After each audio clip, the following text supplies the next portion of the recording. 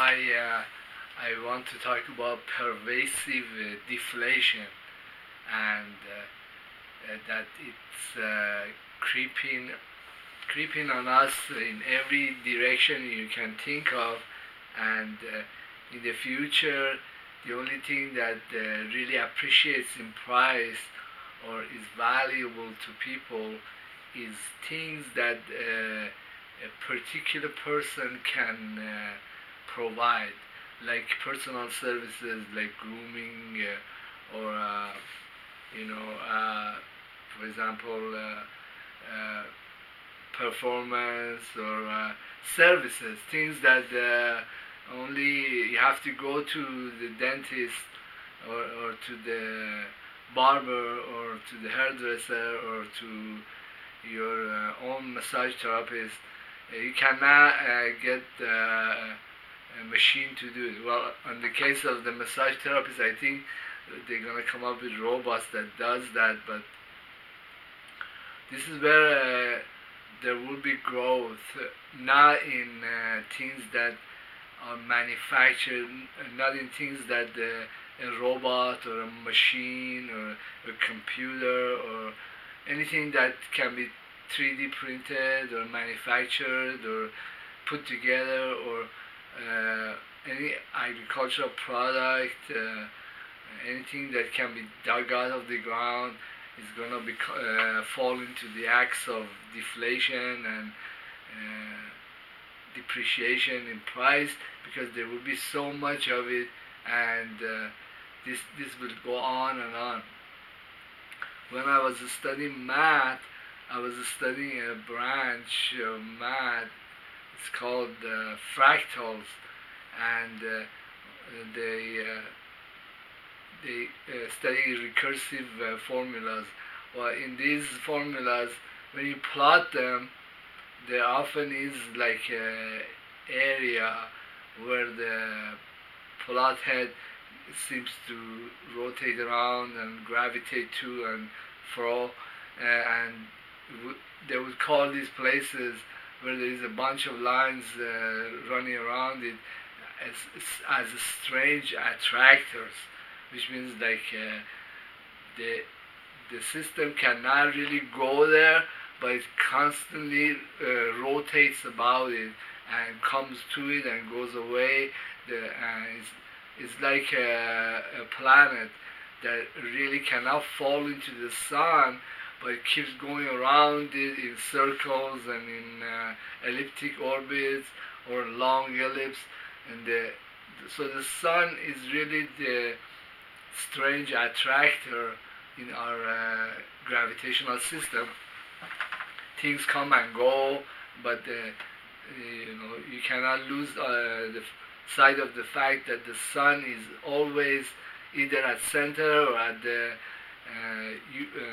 loci of ellipse or something like that.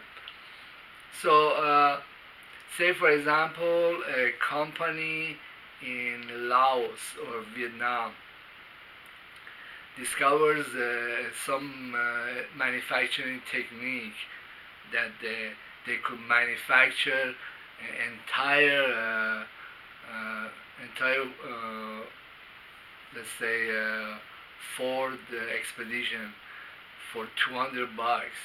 Okay, so this is like a collapse in manufacturing cost, and this this change.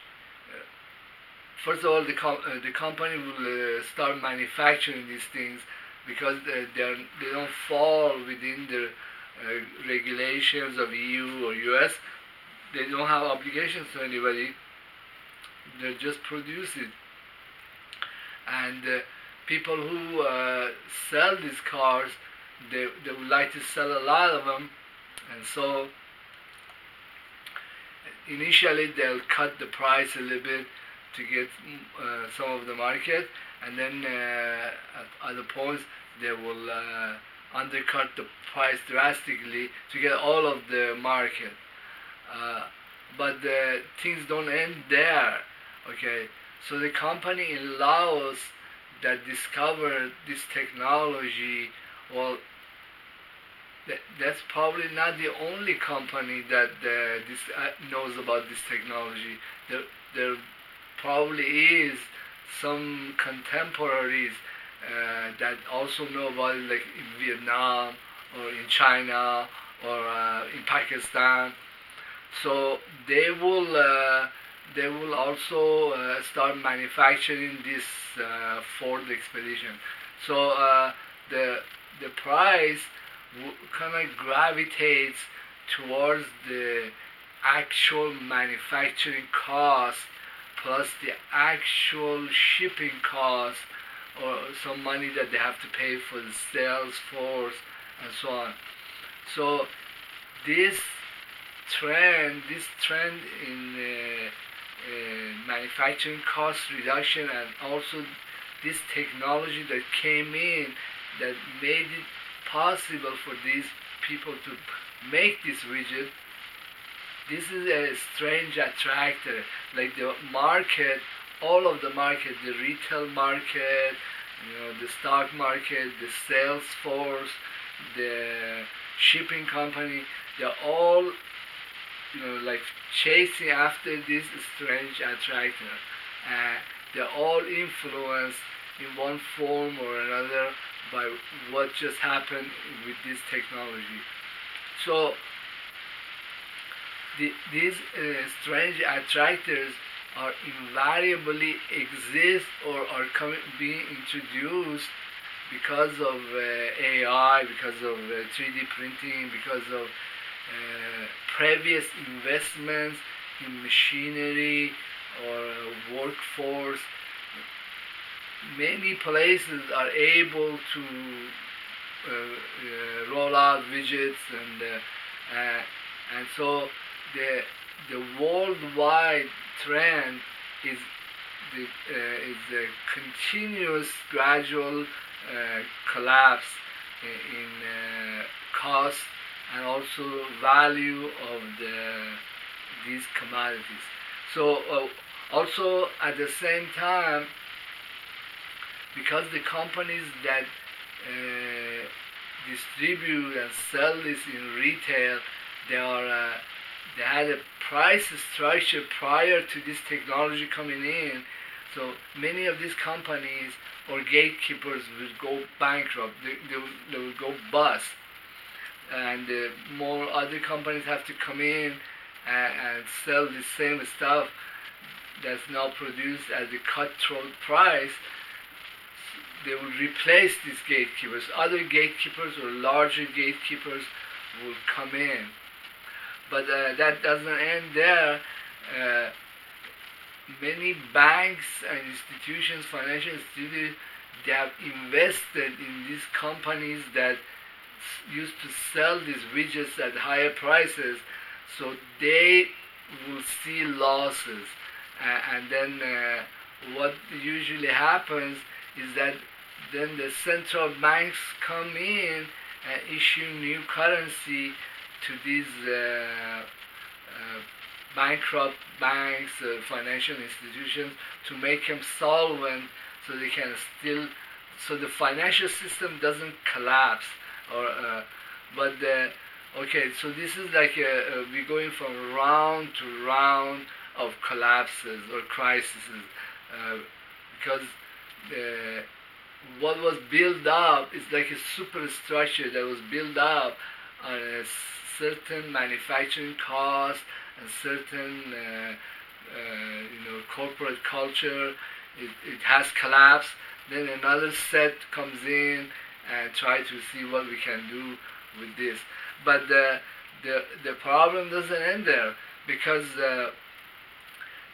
usually the companies, when they become successful, they have a certain culture, this certain ideologies, certain ways of doing things that were part of an era like the 50s or the 60s, and the manufacturing cost and workforce that was particular to that time or environment. When these collapse, well, the culture still remains, and the future companies they are very unsure of themselves, trying to recreate something similar. Then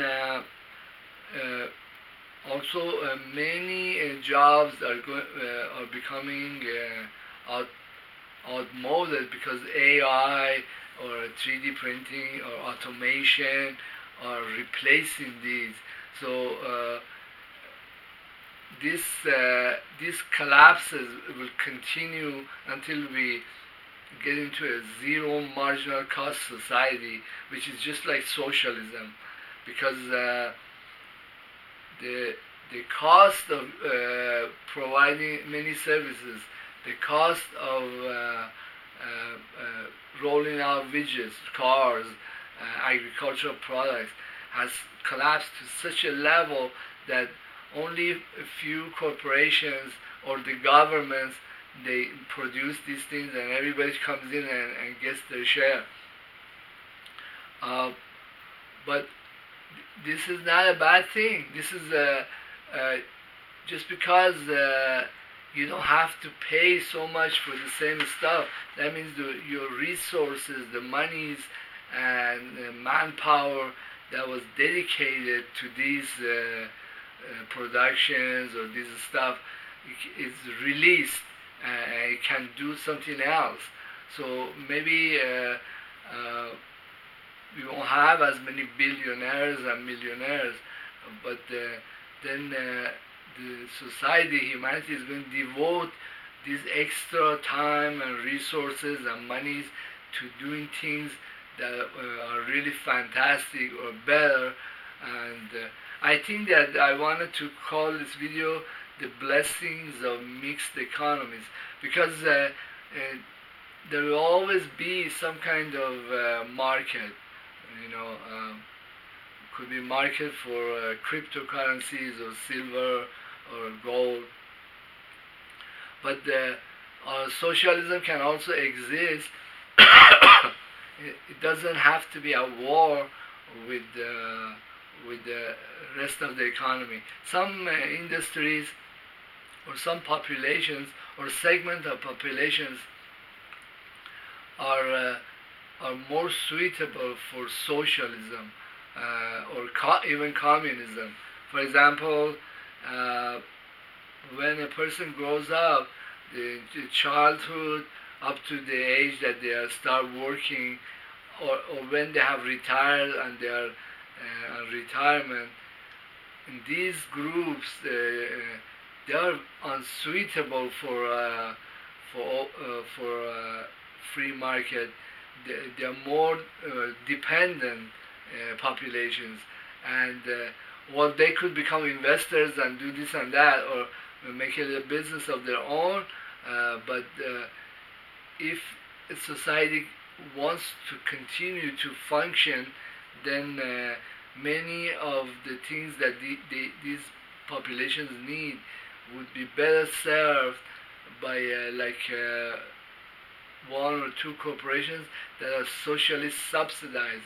For example, if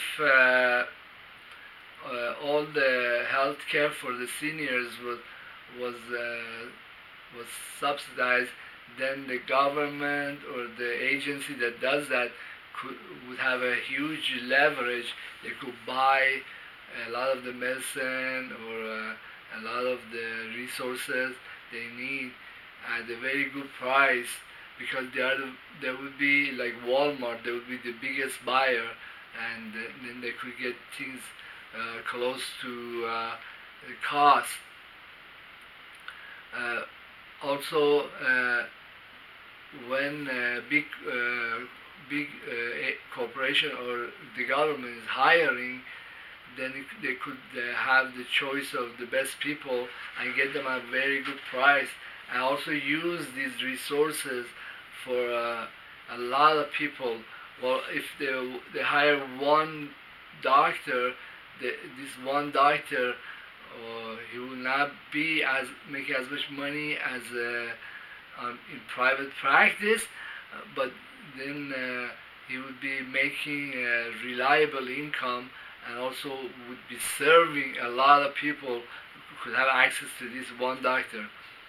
Anyhow, I want to note that there has been continuous, this has been going on for many decades, collapse in cost of producing agricultural products like corn or rice, because there is a lot of machinery that that's in the market, and many countries have access to it, and then the technology for fertilizer production and all that.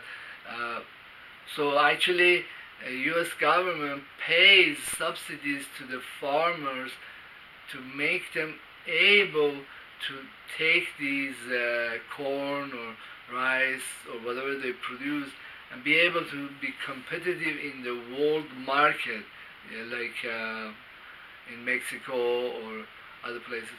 Well, if there was a, say, for some unforeseen reason, there was a halt in production of corn, then if the government stopped tariffing foreigners, this corn that was produced in other countries, in Mexico, in South America, would be available at a very cheap price, because they don't subsidize these corn or these products, and the production of these commodities, be it oil or agricultural products or manufacturing goods, are subject to market forces or technological changes that are acting like strange attractors, like most savvy investors, they know when the value or the production cost of a commodity has collapsed, and they kind of sense it, and then this is the strange attractor. We are all following this trend of where it's going at. Well, then what happens is that when the central banks, they print money and they continuously bring zombie companies back or keep them alive, it's like they're creating a curve, inflation curve.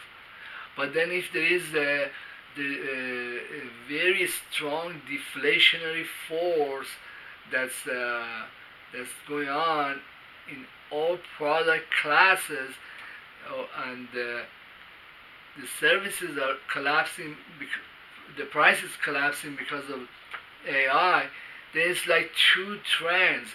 One is a strong inflationary trend, and the other one is like a strong deflationary trend. So a lot of people they're wondering how come it took so long for the stock market to crash. How long do we need? 10 years? Why it took so long for us to come into another recession after 2008? It's because there are two trends going on. There's the inflation that's created, and then there is a deflation. Well, what if the central banks didn't produce or print cash, didn't produce inflation? Then, or the government didn't do tariffs, didn't give subsidies, didn't care if many companies went out of business. So what?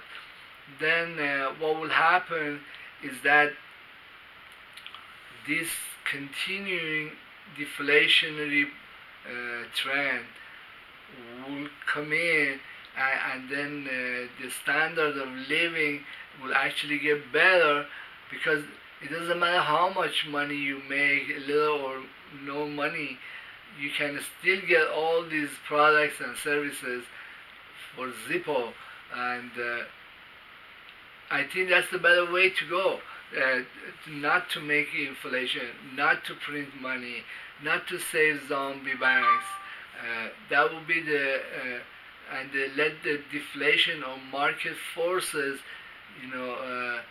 collapse the price of many things, collapse the price of real estate, collapse the price of commodities, of oil and gasoline, uh, and this is how we will get out of big recession, by reinventing or remaking things that the society actually needs or aspires to get.